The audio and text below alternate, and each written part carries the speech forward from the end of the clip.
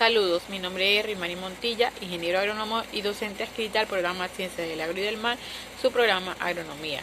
En esta oportunidad voy a estar hablando sobre algunos temas correspondientes al subproyecto de conservación de agua y suelo que pertenecen a la maestría en manejo de los recursos agua y suelo. Voy a dar inicio primero dando una breve definición sobre lo que significa tierra. Sabemos que la tierra es el área de la corteza terrestre en donde se desarrollan los organismos vivos y algunos minerales. Sabemos que todo organismo vivo es aquel que se conoce como plantas, animales, seres humanos, microorganismos, mientras que los minerales son aquellos que no son, que se desarrollan como tal, ¿no?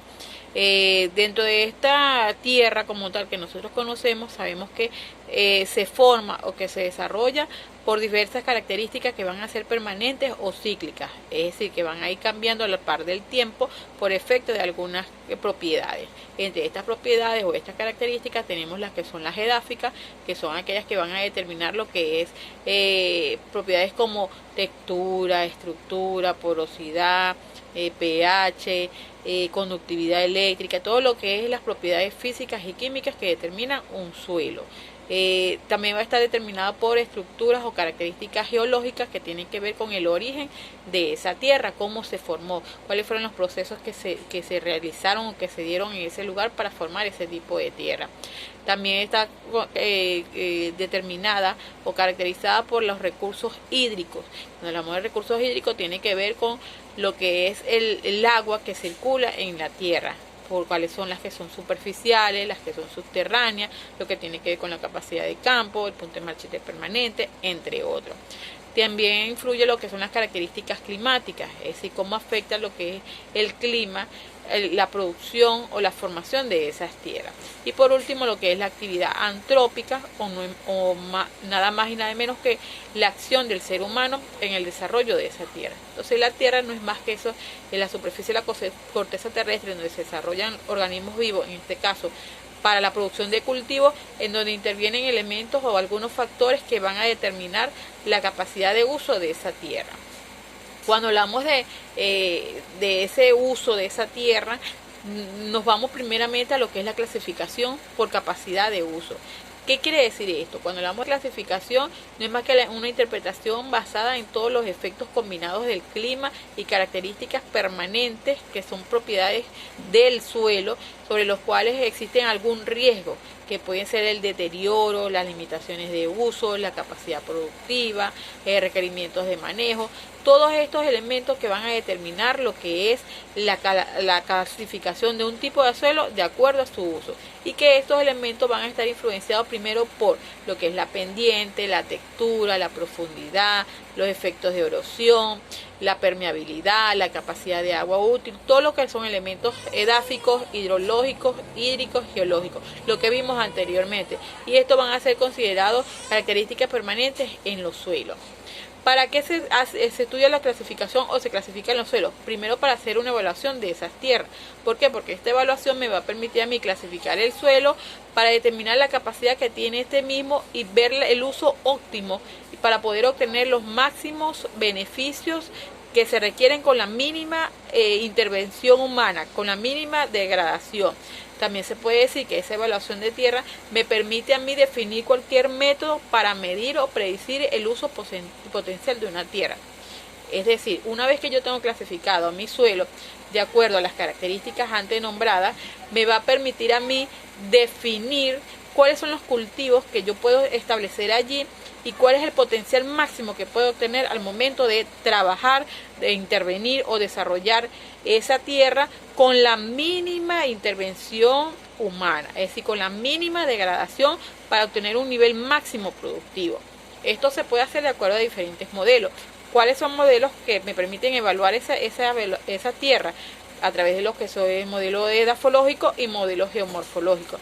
Cuando hablamos de modelos edafológicos, es aquellos donde hacemos estudios edafológicos en donde se desarrollan o donde se estudian todas las propiedades físicas y químicas de ese suelo. ¿Cómo obtengo eso? A través de análisis de suelo, a través de prácticas que me permiten a mí determinar con exactitud cada una de las características que me van a identificar a mí lo que es las propiedades de ese suelo. Y cuando hablamos de geomorfología, me permite a mí hacer el estudio del origen del suelo cómo se originó, cuáles fueron los efectos, los ambientes que se desarrollaron, cuáles fueron las condiciones climáticas o hídricas que intervinieron, el efecto natural que pudo intervenir allí para el desarrollo de ese suelo. ¿Por qué se hace lo que es los modelos de evaluación? Pues porque la mayoría ahorita de los estados, de los gobiernos, están haciendo lo que es la vocación de uso de tierra rural.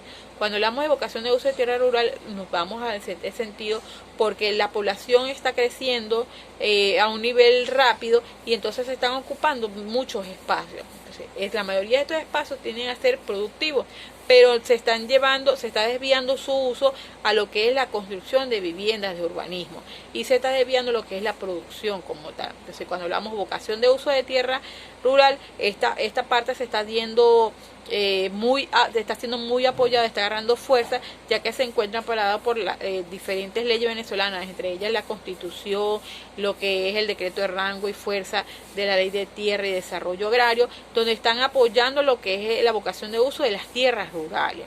Esto con el fin de expresar, aplicar y expresar normas que rigen esta clasificación de tierra según el uso de la vocación de ese suelo.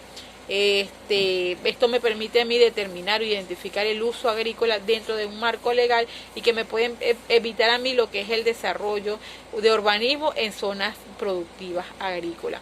Se debe considerar que la redistribución de oportunidades, de expansión, la detección de necesidades, las potencialidades, las limitaciones, las ventajas, para poder tomar decisiones que se confirman a través de un estudio de capacidad de uso, una evaluación de las actitudes que tiene ese suelo y los requerimientos físicos naturales que estos posean. Todo esto con el fin de asegurar un aprovechamiento más sostenible y eficiente del territorio. ¿Por qué? Porque si tenemos un suelo que es ideal, es esencial o su uso es para producción agrícola, no debería desviarse para la construcción de urbanismo. Entonces, por ello se debe hacer lo que son los estudios de suelo, vocaciones de uso, las evaluaciones para poder darle su uso adecuado dentro del marco legal. ¿Cómo se debe realizar esto? Esto se realiza a través de lo que es una planificación de vocación de uso o de distribución de tierra. Para ello la planificación pues se debe hacer cuidadosamente diseñada y rigurosamente aplicada al uso de la tierra. Es un enfoque más útil para la gestión del crecimiento urbano y demográfico y para minimizar los riesgos asociados. También la planificación es uno de los más difíciles de poner en práctica, ya que hay conflictos entre valores con respecto a la tierra que sostienen diferentes segmentos en la población. Entonces, una vez que se están establecidos ya esta población en esa zona productiva, es difícil sacarlos de allí y desviar el uso de dejar de ser un urbanismo a ser una parte productiva.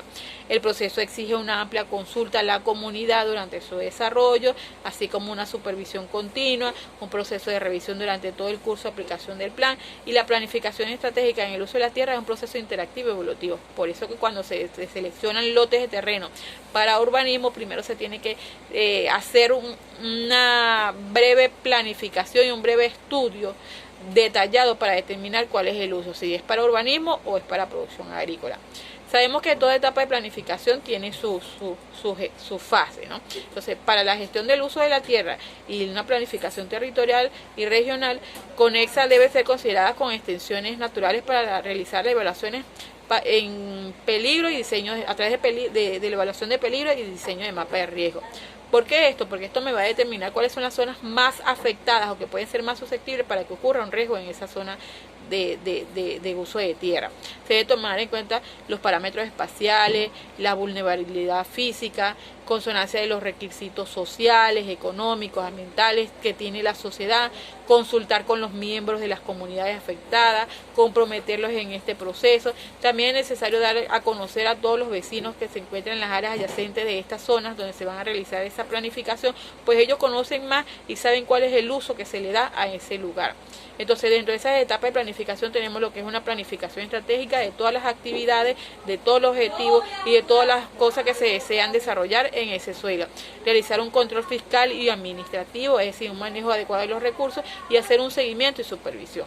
¿Por qué se hace esto? Pues porque ya se tienen ejemplos en donde se han visto se han visto beneficios en cuanto a una planificación ordenada de territorio. Un ejemplo de ello es en Suiza, donde poseen regulaciones de zonificación bien establecidas para los movimientos pasivos de peligro, en donde se dan deslizamientos, se dan avalanchas. Ellos ya tienen establecido a través de zonas, mapas de zonas, en donde se orientan el desarrollo, la construcción de edificios públicos, inmuebles privados, que no vayan a tener un efecto negativo o vayan a ser afectados por este tipo de eventos. En Estados Unidos también y muchos países, también en California, existen ordenanzas que utilizan ordenanzas para lo que es el retroceso y poner un vigor de seguridad sísmica. Es decir, en proceso de sismo, ellos tienen un área que es delimitada para esa zona, que ya las tienen estudiadas, ya las tienen identificadas, dónde es que se realizan los sismos y entonces cuáles son las zonas más susceptibles a que ocurra esto. En Nicaragua también tenemos otro ejemplo, que existen 20 municipios en donde se hizo un mapa de riesgo o una planificación para la gestión de riesgo en la preparación de amenazas en zonas de uso de la tierra y planes de reducción de desastres. Entonces tienen identificado cuáles son los riesgos que ocurren en esas comunidades, cuáles son las más vulnerables y cuáles son las que hay que atender primero. Espero que haya sido de gran importancia esta información. Muchas gracias.